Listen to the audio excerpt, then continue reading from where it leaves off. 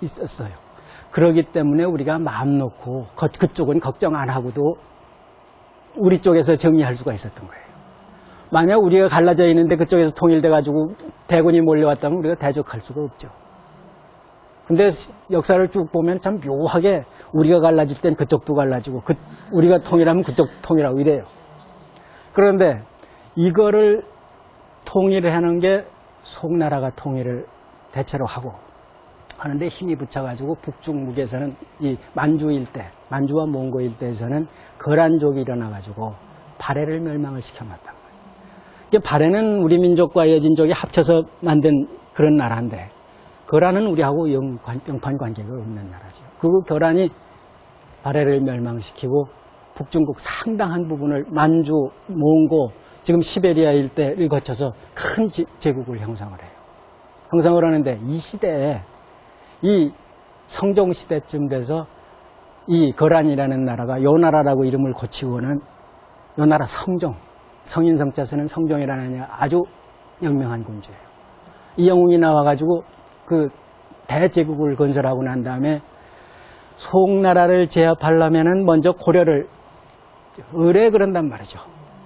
찍어 눌러야 되거든. 그러니까 고려로 침공해 들어오는 거예요.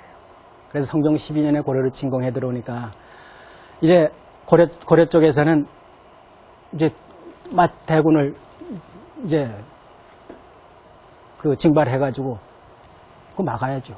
그 막으러 나갔는데 저쪽 힘이 워낙 크단 말이에요. 그때 쳐들어오니까 요나라 동경, 거란의 동경유수였던 소선영이라는 자인데 이 소선영이라는 자가 와서 뭐라고 그러냐. 그러니까 저쪽도 고려, 지금 대제국을 형성해 가는 과정에서 고려의 실력을 모르는 거예요, 아직까지도. 고려의 실력이 얼마만 한지를 모르니까 와서 건드려 보라 왔는데 그래서 와서 하는 소리가 너희들은 신라 땅에서 일어났고 우리는 고구려 땅에서 일어났으니까 고구려는 우리 땅은 마땅히 우리 땅이어야 된다. 그러니까 지금 서경, 평양 지역인 서경을 우리한테 돌려주면 우리는 그냥 군대를 돌려서 가겠다. 이러거든. 그러니까 군신회의를 여니까 그거 들어주자고 그러는 쪽이 우세하단 말이에요. 그래서 성종이 그거 들어줄 수밖에 없다고 생각하는데 몬사 출신이었던 이 진사, 과거급제에서 출신했던 이 사실 용감하라 들면은 지식이 이치를 깨달은 그 문사들이 더 용감할 자리에 가서 용감한 거예요. 이 서희라는 분이 나서가지고 그거는 그대로 줄 수가 없다. 부딪혀 봐서 정세분리할 때는 모르지만은 저쪽에서 위협하는 소리 듣고 우리가 그냥 줄 수 있느냐. 그러니까 싸워보다가 할 테니 폐하께서는 그때 서경으로 나가서 이제 싸우려다가 그랬으니까 개경으로 돌아가십시오 하고는 저희들이 싸워볼 대로 싸워보겠습니다. 그러니까 그쪽에서 다시 뭐라고 요구를 하냐면은 중신을 보내서談판을 하자. 그러니까 아무도 안 가려고 그러지. 그러니까 서희가 내가 가겠다고. 그래서 나가가지고는 요나라 거란 군영에 가가지고 7일 동안 머물면서談판을 하는 거예요. 그래서談판을 하는데 우리가 신라 땅에서 일어났다고 그러는데 우리 나라 이름을 봐라. 우리가 고려가 아니냐. 고려라는 건 고구려의 후신이라는 얘기인데 오히려 고구려 땅을 되찾는 걸로 옛날 땅을 가지고 논한다면은 지금 네가 온 그 동경부 요동성까지도 우리 땅이어야 된다. 그러니까 그거 돌려주면은 좋겠다. 그러니까 할 말이 없죠. 할 말이 없어가지고 그리고 그 얘기하는 자세가 너무 당당하고 사기가 아주 비장했기 때문에 어떻게 해볼 도리가 없었다는 거예요. 그래서 저희 황제한테 그 사실을 이제 상주를 해가지고 회군을 할 수밖에 없었던 거예요. 그러니까 서해는 사실 싸워보지도 않고 입으로 수십만 대군을 물리쳐내요. 이치로 따져서. 그러니까 사람이 이치를 터득을 해야 돼요. 이치를. 그게 이치를 터득한 사람이 지식인이다 하는 얘기를 제가 누누이 얘기를 합니다. 어쨌든지 이렇게 되는데 이렇게 한번 고려를 건드려 보고 간 이제 요나라 성종이 고려를 그냥 둘 수가 없죠.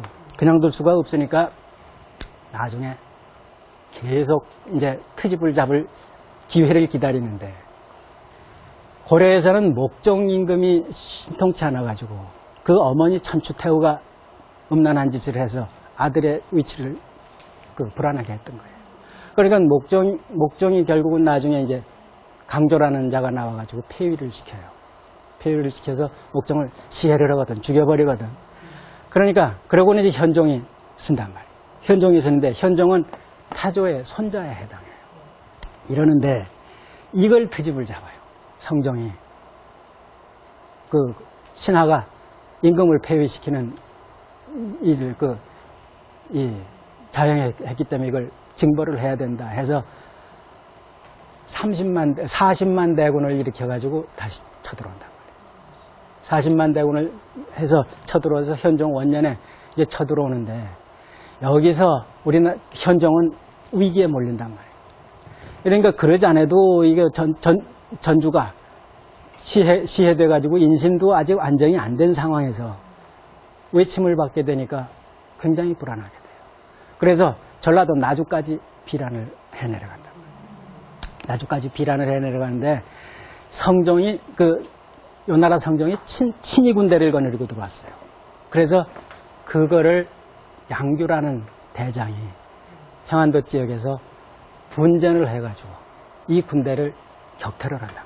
이 양규가 1000여 명의 군사를 거느리고 7번을 싸워서 7번 다 이겼다는 거예요. 거의 수십만 대군을 7번 싸워서 도처에서 이겨가지고 우리나라 사람이 포로된 거 3만여 명을 되찾고 요나라 군사 6,500여 명을 참수를 했다. 그러다가 나중에 이제 결국 힘이 붙여가지고 마지막 전쟁에 이제 전사를 하는데 그때는 전사를 할 때는 사실 이미 요나라 성종이 퇴각할 생각을 했어요. 하고 하는데 이걸 양규한테 당한 거를 그냥 두고 가면 도저히 체면이 안 쓰니까 대군을 몰아서 포위 공격을 해가지고 양규 이제 죽여놓고는 퇴각을 했단 말이에요. 그래서 우리가 다시 쓸 수가 있는데 이 전쟁에서 이겼다는 게 고려로서는 굉장한